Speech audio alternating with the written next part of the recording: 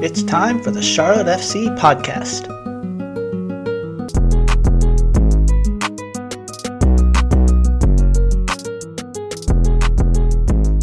Hey, Nick Finelli here, the Charlotte FC podcast. Time to time, we get to bring in some of the supporter leaders, and today we are lucky enough to have Hector Samani, I hope I pronounced that right, from the Charlotte FC Black Supporters Union. So welcome, Hector. Welcome to the Charlotte FC podcast. How you doing?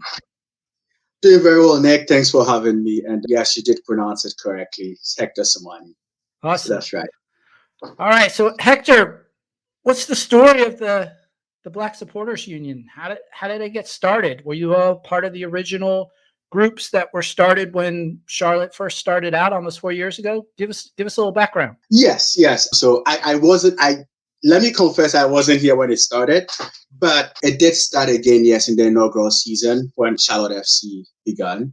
And yeah, I think it began with the idea was brought up by Benedict Jima, affectionately called Benny, known by all in Charlotte FC. I promise you, everyone knows him in Charlotte FC. But so he started this idea, and initially started with a group of Africans. If you know, like soccer is a way of life for us. Right. So if you look at some of our paraphernalia, you would see either an ASU or a BSU. And it's because when they started, naturally they're like, oh, we're a bunch of Africans, so African Supporters Union, right? Yeah. But then over the years, we've gone to, change and modify that to be Black Supporters Union, just to be representative of everyone that is part of us. So yeah, basically that's how it started. And it's just the way of just creating a space for people with, shared interest, heritage, likes and stuff like that to bond around soccer. So where are you from originally, or where's your heritage? I am originally from Ghana, West Africa. I think notable players in Charlotte FC who share that heritage. Harrison Affle.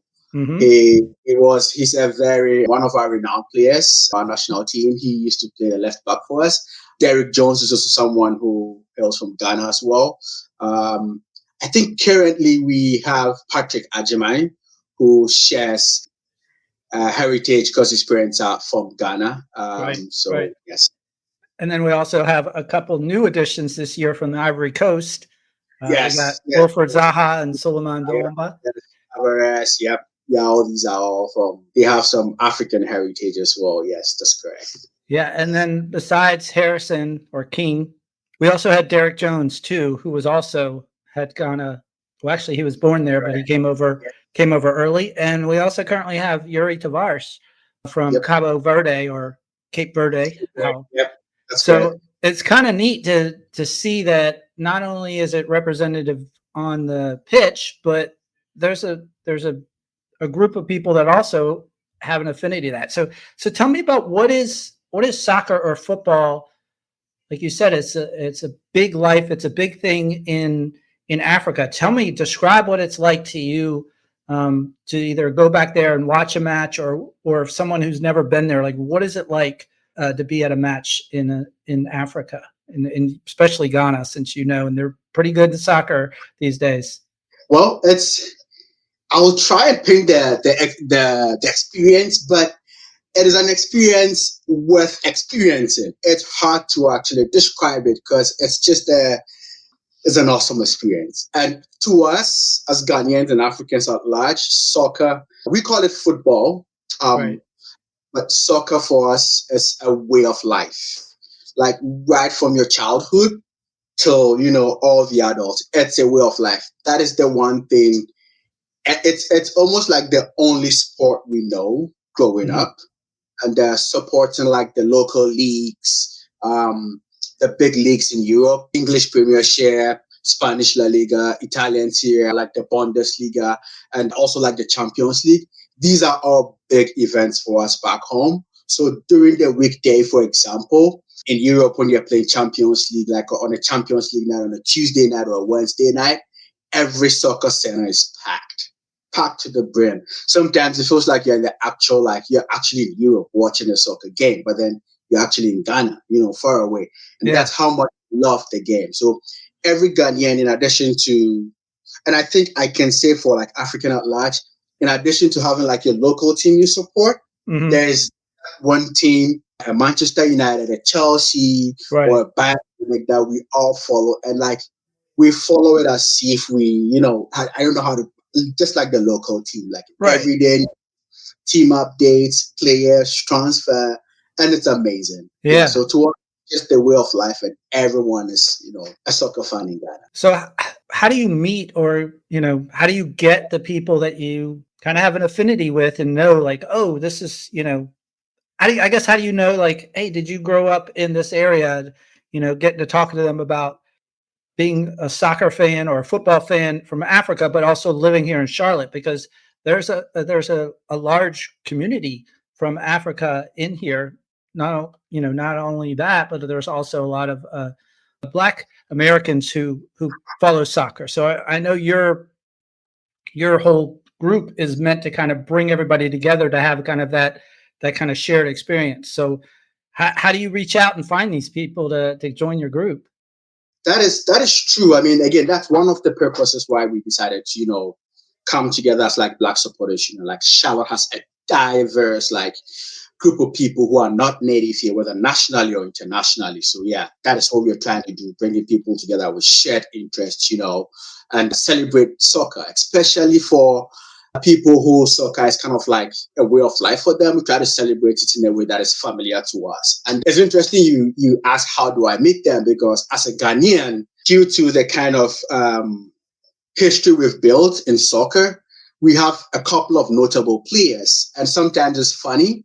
You meet someone and you tell the person, and sometimes these are not even Africans. You meet, Right. especially, I've met people from like different parts of the world. And the moment you say, I'm from Ghana, then they go like, oh, Asamoah Gyan, who used to be one of our famous strikers, right? Right. Or the person is like, oh, Michael Essien, because he played for Chelsea. And these are like notable players who've like played on the big stages. So it just comes naturally that you meet people, and the first thing they mention is a soccer player's name. Yeah. Because for most people, that is how they associate the country Ghana to their known, how do you call it, part of the world. Right. Or Or if they're just wearing the kit and you're like, wait a second, I need to meet that guy because, he's wearing a Ghana exactly. kit or something like that. Yeah, that's what I see a lot of times. I've met people wearing my Ghana jersey, and just from the front, and this was not even like the Ghana flag, but it was just like, the sponsor of the jersey, just by looking at it, be like, oh, that's a Ghanaian jersey. I'm like, wow, it's impressive. Yeah. So yeah, it's interesting, but yeah, people kind of connect various countries to some of these sporting players and the game of sport and the game of soccer. So that's awesome. Yeah, I'm curious. I've seen you at the tailgates and I've seen you at the matches, but what is kind of the collective for your group on a match day look like? So let's just start with, it's a Saturday morning. We got a match coming up this weekend. What are you all doing to prepare? And then what are all the people who are not kind of organizing doing? Well, it actually starts. So a game day prep starts before the game day. Yeah. It depends on what we have going on as a group and also what we are planning as a group. So for example, if we are taking part in like pre-game day activity, like setting up the stage or making tifos, then of course we have to get all of those logistics through in preparation for the game day. Right. But on social media, we have a vibrant social media, Instagram, and the hype starts there, where we all start, hyping ourselves up for the game day, pumping each other up. And on the actual game day, we show up just like everybody else, a couple of hours before the match, get our tents up, get our coolers out. We typically have we have free drinks, bring our big cooler, anyone can just dip in, grab a drink here or there. We also have music. Typically, we play a lot of like Afro beats music, and that's one of the like genres we play a lot. In addition to all the other music, sometimes we do have a DJ come around and turn it up. Shout outs to DJ Ty.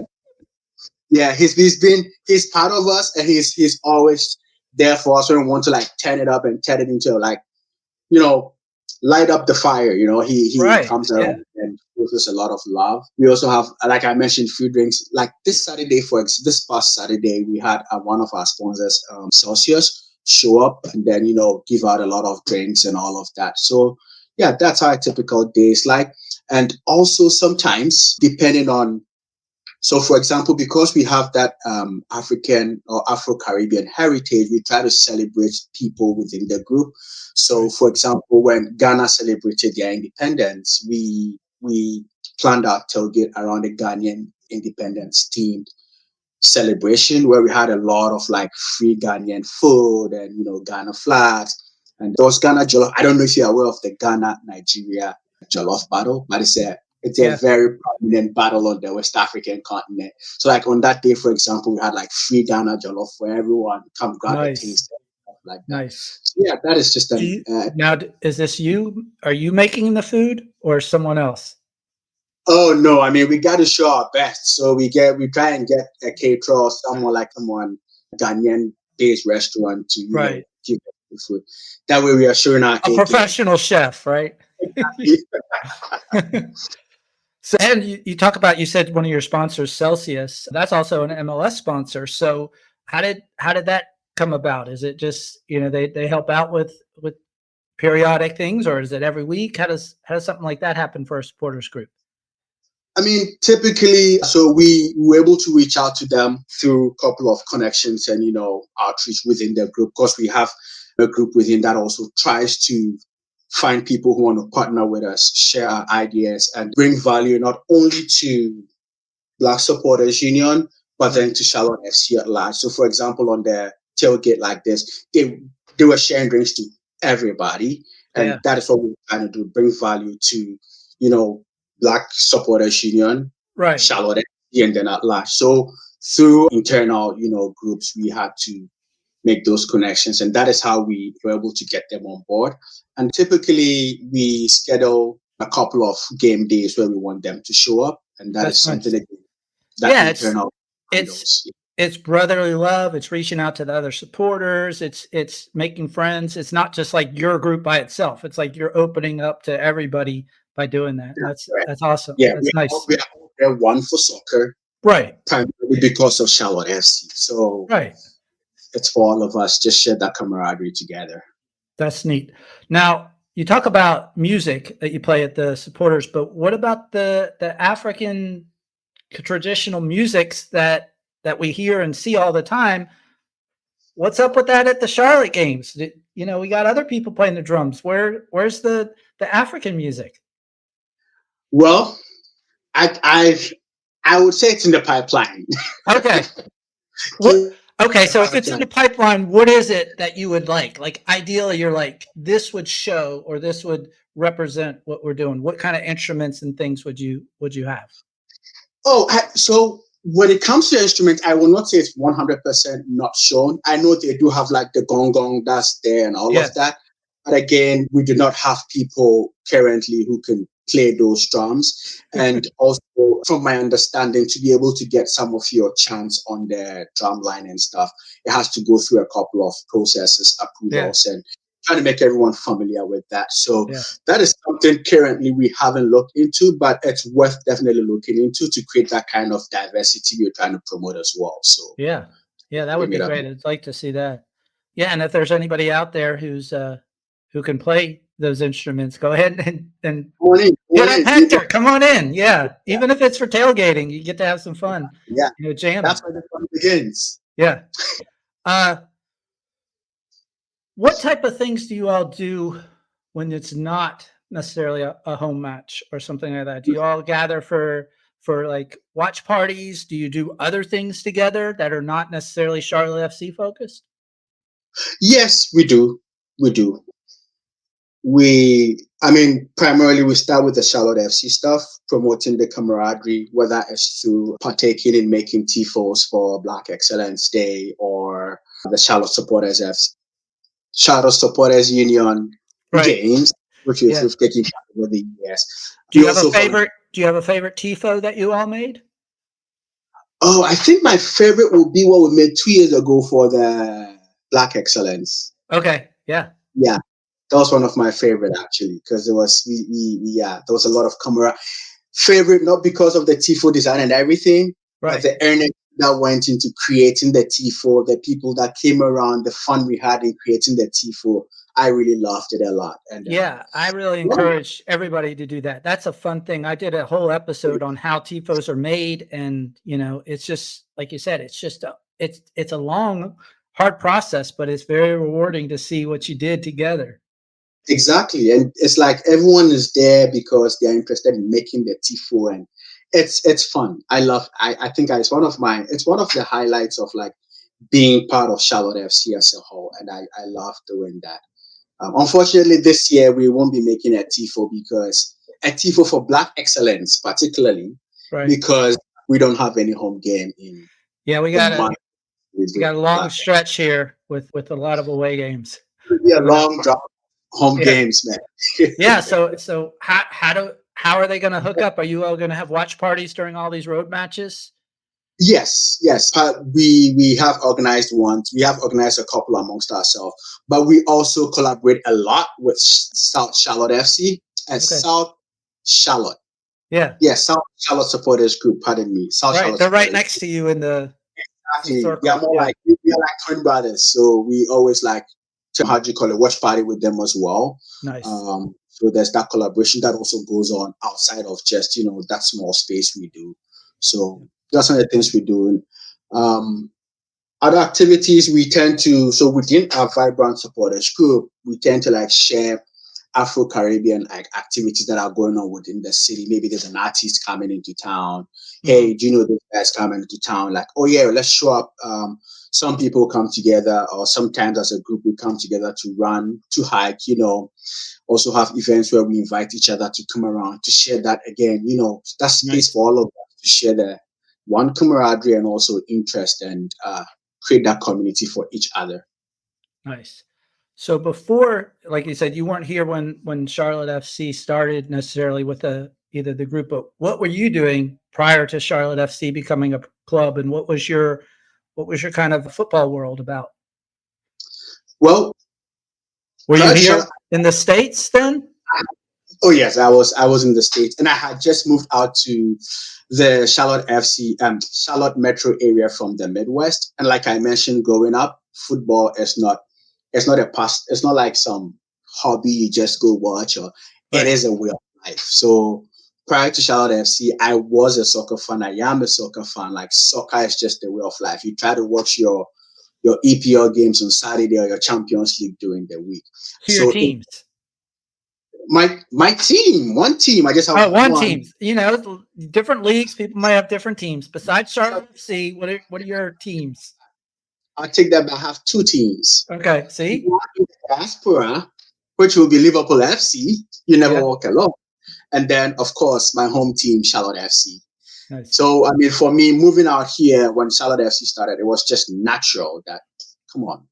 Yeah. I can't be supporting Liverpool in England when I have Charlotte FC here, Yeah. So it was just natural for me to be part of the whole Charlotte FC journey. Now, where in the Midwest were you? Omaha, Nebraska. Oh, okay. Nice. Yeah, no teams there. Exactly.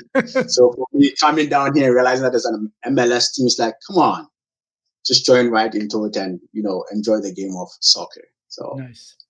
So what do you enjoy most about the supporters group, and like what is kind of your future goals for the group and where you want to take it next? So primarily it is, so for the supporters group, one is for us to help Charlotte FC create that atmosphere that would always give us wins at home, provide that morale for the players, and also as much as we can help Charlotte FC in attaining their goals in as much as we can.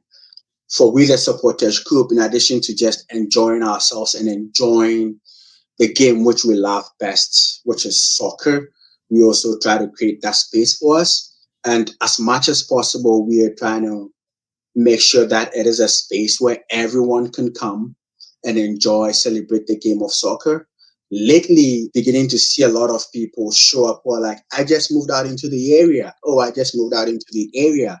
And it brings me joy when I see such people, because then we are actually impacting the Charlotte Metro, creating that space for people who are moving in to bond around soccer, particularly Charlotte FC and beyond. in the community at large, we're trying also to send kind of like soccer is still growing. It's still a growing sport in the United States. Right. And people are beginning to show interest, which is an amazing thing. We see that with the coming of the FIFA World Cup and how everyone is pumped for it. So for us, it's also an opportunity for us to push the sport of soccer locally and particularly Charlotte FC through whether volunteering efforts, and not only within the Charlotte area, but nationally, like national and internationally. So one of our volunteering activities we did last season was we donated sport kits to the Ghana national amputee team. And It was a partnership between Charlotte FC and the Black Supporters Union. Through our founder, Benny, I think he was in previous communications with the national amputee team, and we realized that they do needed some sporting kit. And we shared the idea to Charlotte FC. And the former CEO, Joe Labu, he was very instrumental in our partnership, came down to our level. He bought on the idea, the goal, and supported us so much with sporting kits, and that helped us create the value by supporting the Ghana national amputee team. So these are a few ways we try to impact society, not only through showing up at tailgates, dancing and having fun, but also trying to reach out as much as we can through the means we have available to us. Nice. So what do you do what is your day job? What do you do when you're not watching football? My day job, I am a GIS analyst with a software company, and GIS is Geospatial Information Systems. It's just a fancy word for making maps. So, making maps. You're a digital cartographer, basically.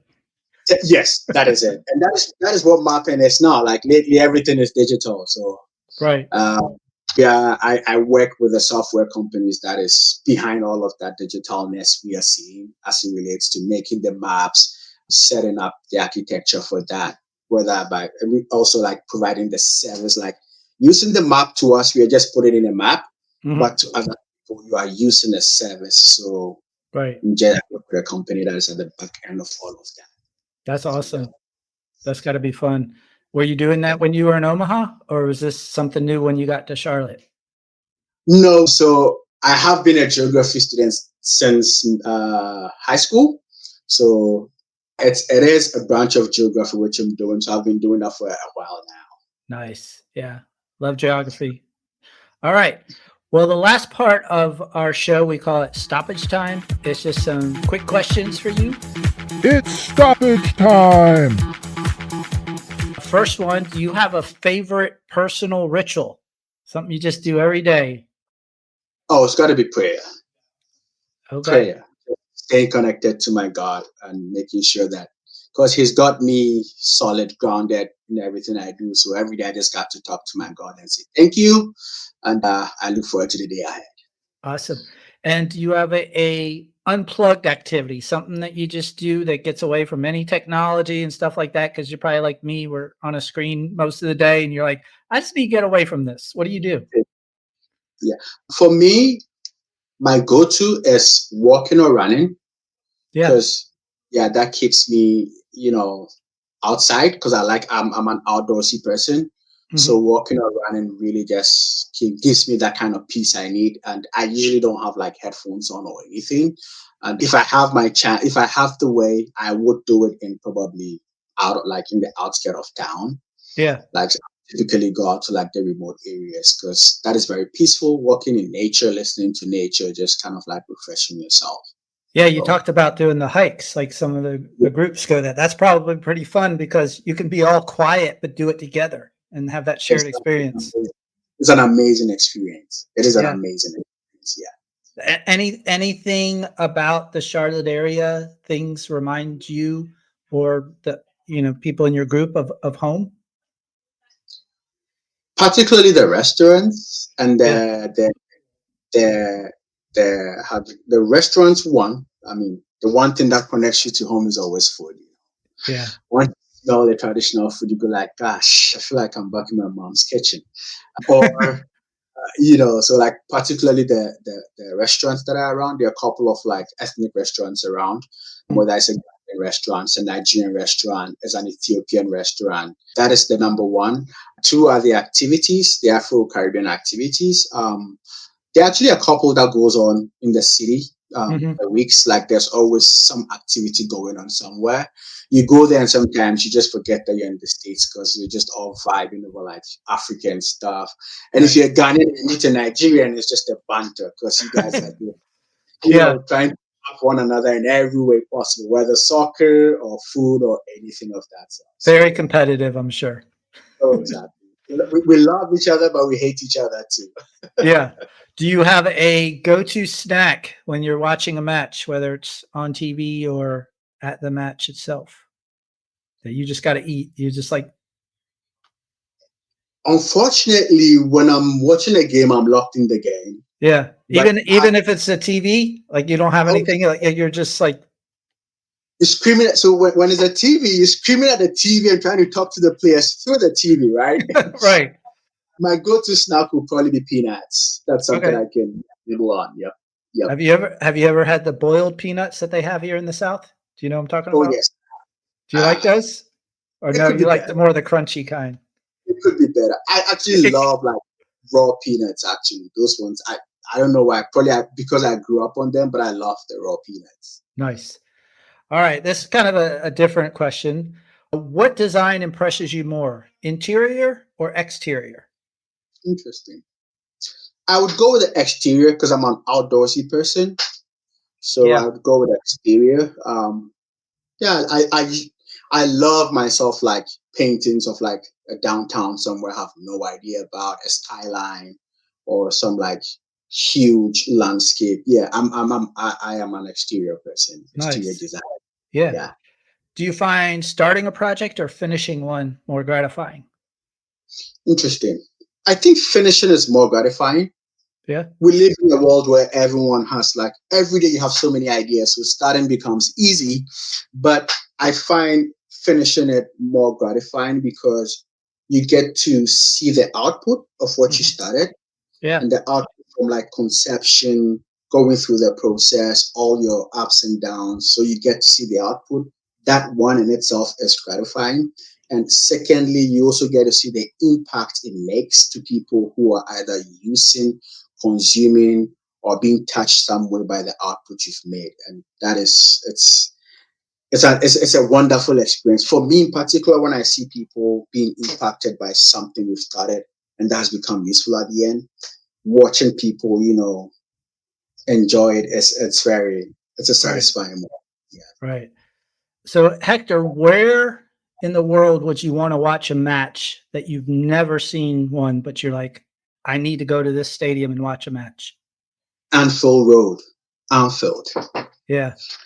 Anfield. Liverpool. Preferably a Liverpool FC game against the Manchester United game where we'll trash them.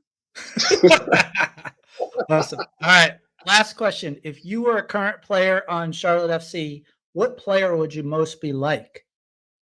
I don't know if I'll be like him, but in my days of playing soccer, I was a goalie. So I would say Kalina.